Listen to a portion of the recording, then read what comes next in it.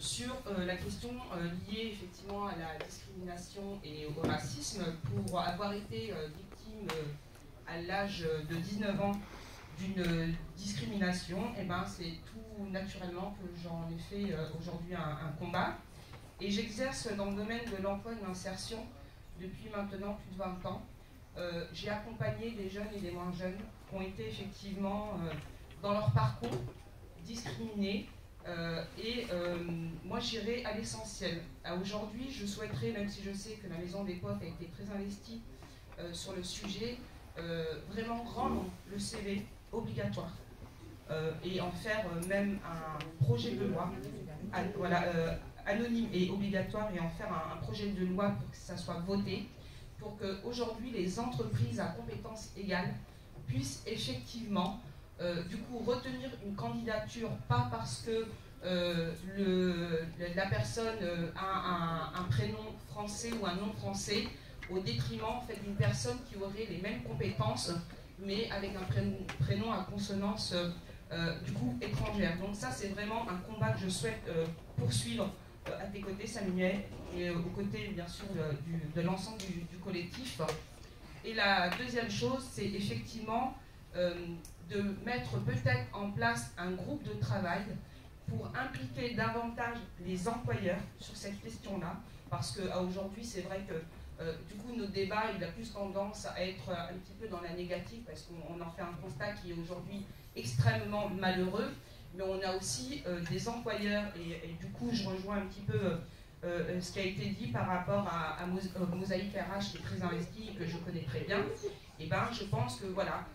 on peut avoir aujourd'hui aussi des employeurs qui sont vraiment très engagés du coup pour lutter contre effectivement les discriminations, qui ont instauré, intégré dans leur politique RH effectivement une méthode pour ne pas discriminer parce qu'on appartient effectivement à une ethnie, parce qu'on habite effectivement dans un quartier politique de la ville où effectivement dans ce quartier malheureusement il y a eu des événements qui sont passés sur BFM ou sur M6, et aussi peut-être travailler davantage en fait avec les structures qui accompagnent les jeunes et les moins jeunes, pour leur dire à aujourd'hui, voilà, vous en tant qu'accompagnateur, qu'est-ce que vous mettez en place si demain vous avez un jeune ou un moins jeune qui vient vous voir en disant, bah, écoutez, qui se rapproche de sa conseillère d'insertion et qui lui dit, bah, hier j'étais à l'entretien, ça s'est pas très bien passé, parce que l'employeur m'a demandé l'origine par exemple de mes parents. Et ça, c'est des choses que je raconte. Je les raconte peut-être de manière spontanée, mais qui me touchent parce que c'est des jeunes que j'ai accompagnés et auprès de qui et avec qui j'ai lutté. Et du coup, ma manière de lutter a été de décrocher moi mon téléphone. Pourtant, j'étais que conseillère à l'insertion et à l'emploi, et de demander des comptes à l'employeur. Et je pense que c'est aussi quelque chose qu'on doit mettre en place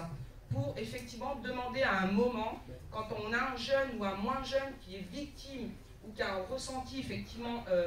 discriminant, de demander des comptes en fait à l'employeur. Et au sein des structures qui accompagnent, c'est de mettre en place des ateliers de prévention pour sensibiliser sur les discriminations, parce qu'on sait qu'aujourd'hui les discriminations, elles ne sont pas liées qu'à l'origine, à la couleur de peau. On parle aussi par exemple de discrimination pour les personnes en situation de handicap. Donc une personne en situation de handicap aujourd'hui, elle n'a pas besoin, c'est pas obligatoire qu'elle mette sur son CV effectivement cette reconnaissance de travailleur handicapé. Donc si demain effectivement cette personne ne met pas cette reconnaissance sur son CV, qu'elle se présente à un entretien parce que sa candidature a intéressé l'employeur, c'est bien parce que c'est l'expérience ou les compétences acquises qui intéressent d'emblée l'employeur. Donc voilà, je voudrais qu'on réfléchisse et que du coup on puisse peut-être mettre en place des groupes de travail, mais impliquer davantage les entreprises et les structures qui accompagnent.